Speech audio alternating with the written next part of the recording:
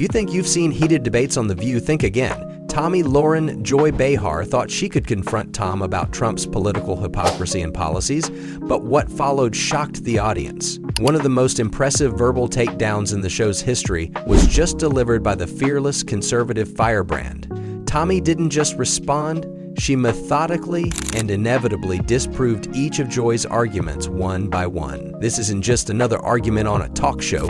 It's a masterful demonstration of hypocrisy in real time.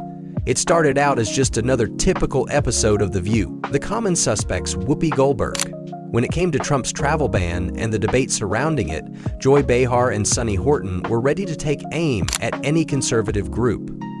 One of the hosts immediately questioned the administration's intentions and called the move a Muslim ban, but she was unaware that Tomi would soon disprove her assertions. The atmosphere shifted the moment Tomi sat down based on Lahren's facts. She was clearly confident and determined not to let Joy have the upper hand. The tale Joy started off by claiming that Trump's campaign rhetoric, which portrayed the visa restriction as an attack on religion, was the reason why the people mistrusted his actions. Part of the issue for me was that his rhetoric during the campaign, when you say stuff during a campaign like, you want to ban all Muslims, or you use this broad terminology, then when you go to introduce policy, I happen to support this 2.0 as well, but when you institute policy that maybe doesn't do that, people look and say, well, what was the intent of this policy looking back? If you said X, Y, and Z over here, why are we not to believe that now this policy is intended to, in fact, ban Muslims, which you said? Is that not his biggest issue? But Tomi would have none of it. Unless all Muslims suddenly live in these 6 countries, this is hardly a Muslim ban. Tomi's voice was steady but forceful. If this were a religious issue, nations like Saudi Arabia would also be on the list. But it's not faith, but national security. Tomi's open answer caused the crowd to scream, and even Joy Behar appeared surprised. Tomi didn't stop there, though. She continued by explaining that this policy is about safeguarding Americans and that the targeted countries were chosen due to real national security concerns rather than bias or discrimination. Tomi insisted on excluding any specific group. Let's not twist the facts to fit a narrative. Here's the deal. We have to be honest. I'm someone that's made a career on being very honest. To say that we don't have a problem with jihadists torn in countries that are, Islamic faith dominates those countries. To say that that's not a problem would be to completely miss the real threat at hand. We have to name the enemy. That doesn't mean all Muslims are the enemy. When we look at these 6 countries, we can see they have a serious problem with terrorism. They have a serious problem with extremism, and it's Islamic extremism. We need to be honest. If we can't be honest, we're going to continue to chase our tails, and Americans aren't going to be safe, and Muslims are not going to be safe. Evidently frightened, Joy attempted to shift the conversation by bringing up Trump's campaign rhetoric, which suggested that it was impossible to discern between his intentions and his policies. That's when Tomi landed her first knockout blow. Therefore, we're using rhetoric to evaluate policies, she said. If that's the case, why aren't we still talking about Obama's promise that if you like your health insurance, you can keep it? We are all aware of the outcome of it. The audience roared in unison, and even several of the panelists couldn't hide their faces. Let's be consistent if we want to hold leaders accountable for their speech. Why does it just become an issue with Trump? Tomi wasn't done when Joy, who was obviously agitated, tried to interject. To be able to do this, he is able. But didn't he shoot himself in the foot when he said a Muslim ban? Come on. But this isn't a Muslim ban. This isn't a Muslim ban. Well, no, unless all the Muslims in the world have been able to pack themselves into 6 countries, this is not a Muslim ban. For a Muslim ban, India would be included.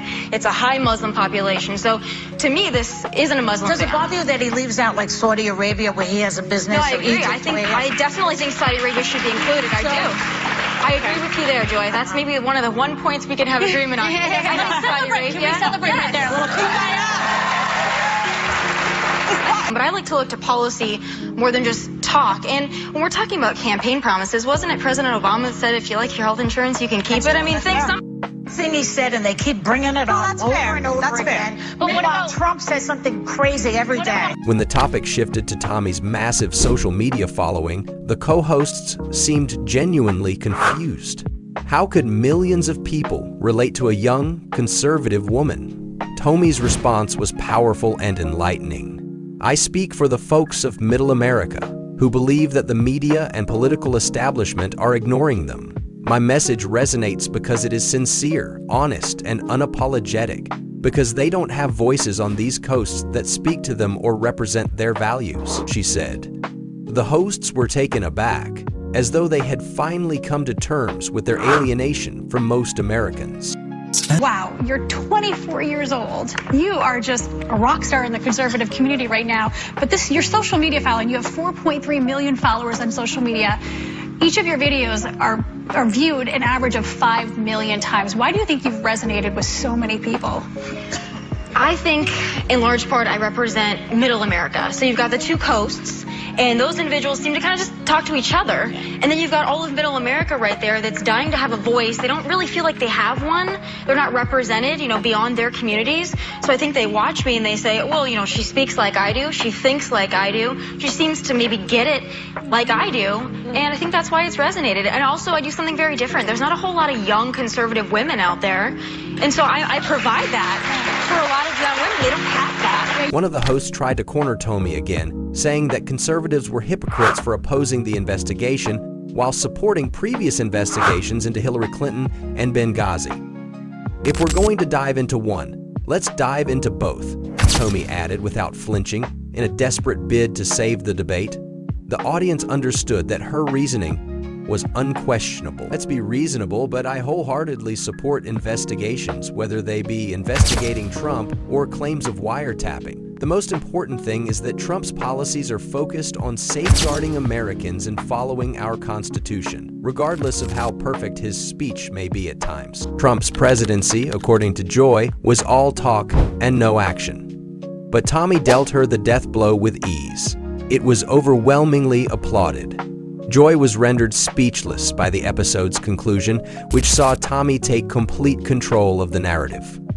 The fact that Tomi Lahren talks with conviction, confronts prejudice, and doesn't back down, even in the lion's den of The View, makes us remember why she has become a voice for so many Americans. What are your thoughts? Did Tomi deliver the final takedown, or did Joy manage to hold her ground? Tell us in the comments section below.